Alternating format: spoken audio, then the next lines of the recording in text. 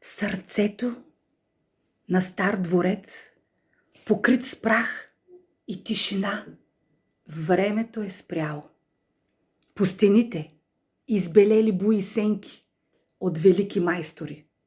Ние от Зора Колор Арт влизаме не просто като реставратори, а като художници, които разговарят с историята.